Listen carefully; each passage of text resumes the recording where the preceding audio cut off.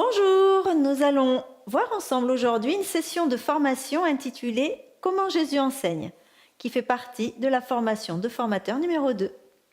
Pour débuter cette leçon, nous allons faire lire Jean 4, versets 4 à 26 en prenant 3 personnes, une qui représente Jésus, une autre la Samaritaine et la troisième comme narrateur. Comme il fallait que Jésus passe par la Samarie, il arriva dans une ville de Samarie nommée Sichar, près du champ que Jacob avait donné à Joseph son fils. Là se trouvait le puits de Jacob. Jésus, fatigué du voyage, était assis au bord du puits. C'était environ la 6e heure. Une femme de Samarie vint puiser de l'eau. Jésus lui dit : « Donne-moi à boire. » Car ses disciples étaient allés à la ville pour acheter des vivres. La femme samaritaine lui dit : Comment toi qui es juif, me demandes-tu à boire, à moi qui suis une femme samaritaine ? Les Juifs en effet n'ont pas de relation avec les Samaritains. Jésus lui répondit : Si tu connaissais le don de Dieu, et qui est celui qui te dit « Donne-moi à boire », tu lui aurais toi-même demandé à boire, et il t'aurait donné de l'eau vive. Seigneur, tu n'as rien pour puiser, et le puits est profond. D'où aurais-tu cette eau vive ? Es-tu plus grand que notre père Jacob qui nous a donné ce puits, et qui en a bu lui-même, ainsi que ses fils et ses troupeaux ? Quiconque boit de cette eau aura encore soif. Mais celui qui boira de l'eau que je lui donnerai n'aura jamais soif. Et l'eau que je lui donnerai deviendra en lui une source d'eau qui jaillira jusque dans la vie éternelle. Seigneur, donne-moi cette eau, afin que je n'ai plus soif, et que je ne vienne plus ici puiser. Va, appelle ton mari, et viens ici. Je n'ai point de mari. Tu as eu raison de dire « Je n'ai point de mari », car tu as eu 5 maris, et celui que tu as maintenant n'est pas ton mari. En cela, tu as dit vrai. Seigneur, je vois que tu es prophète. Nos pères ont adoré sur cette montagne. Et vous dites, vous, que le lieu où il faut adorer est à Jérusalem. Femme, crois-moi, l'heure vient où ce ne sera ni sur cette montagne ni à Jérusalem que vous adorerez le Père. Vous adorez ce que vous ne connaissez pas. Nous adorons ce que nous connaissons, car le salut vient des Juifs. Mais l'heure vient, et elle est déjà venue, où les vrais adorateurs adoreront le Père en esprit et en vérité. Car ce sont là les adorateurs que le Père demande. Dieu est esprit, et il faut que ceux qui l'adorent en esprit et en vérité. Je sais que le Messie doit venir, celui qu'on appelle Christ. Quand il sera venu, il nous annoncera toutes choses. Je le suis, moi qui te parle. Ensuite, en petits groupes, vous discutez de la manière dont Jésus a enseigné la Samaritaine. Demandez quelques exemples avant de les envoyer dans leurs groupes respectifs. Revenez ensuite ensemble et notez ce que chaque groupe a trouvé.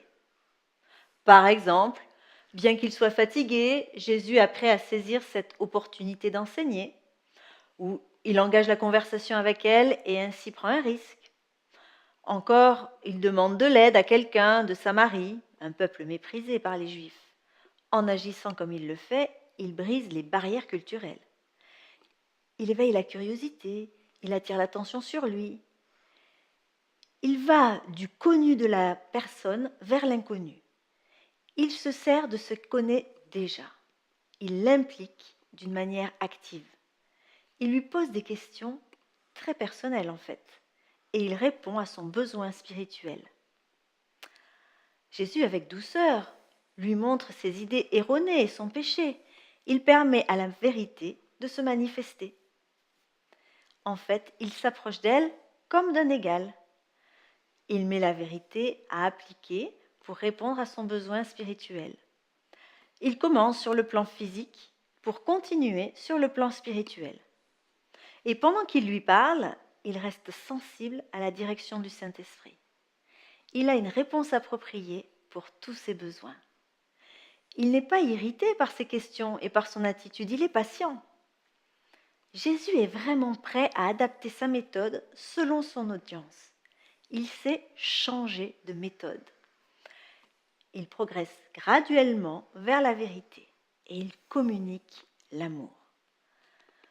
Par son dialogue aussi, il encourage la Samaritaine à lui poser des questions. Et il finit par une affirmation sans équivoque de la vérité. Il revient continuellement à l'analogie physique. Voici maintenant quelques-uns des principes que nous pouvons appliquer pour nous-mêmes quand nous enseignons. Jésus, il cherchait à changer des vies. C'est pour ça qu'il enseignait et priait pour une transformation. Dans presque la moitié de ses enseignements, vous verrez que les rencontres étaient provoquées par ceux qui cherchaient à apprendre de lui. Une fois sur deux, Jésus commençait toujours son enseignement à un niveau personnel. Et les rares fois, il commençait autrement. Il revenait constamment à ce qui se passait dans la vie de ses auditeurs. Il commençait au point où se trouvait son auditeur et se laissait guider par l'empressement de ce dernier dans la conversation. Il encourageait les questions et souvent, il les utilisait lui aussi pour exposer un problème. Il voulait que les gens trouvent eux-mêmes une solution à certains de leurs problèmes. Ces questions aidaient les gens à se focaliser, à mettre le doigt sur leurs besoins. Et il les conduisait à réaliser qu'il était la réponse. Il utilisait les questions pour reprendre, pour tester et aussi pour faire taire ses critiques. Il savait que les gens ne pouvaient pas passer à l'action en ne le connaissant que d'une manière intellectuelle. Donc Jésus demandait à ses disciples de participer à ce qu'il faisait et pas simplement à se contenter de le regarder faire. Jésus se fiait bien plus aux actes qu'aux paroles. Enfin, il ne répondait pas seulement aux besoins spirituels.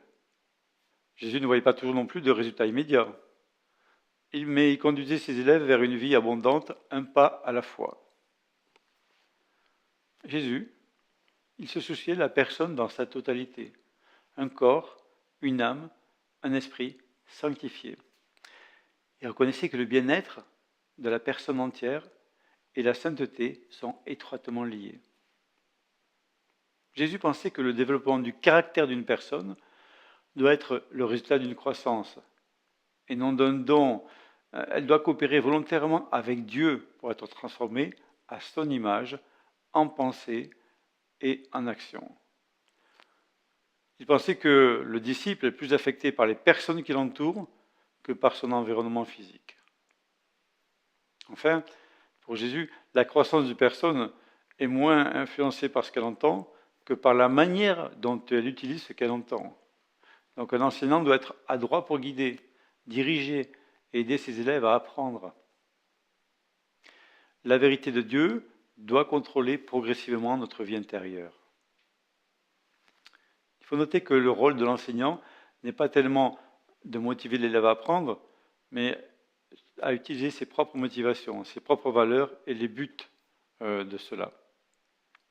Apprendre est un procédé actif entre l'enseignant et les élèves, mais aussi entre les élèves eux-mêmes.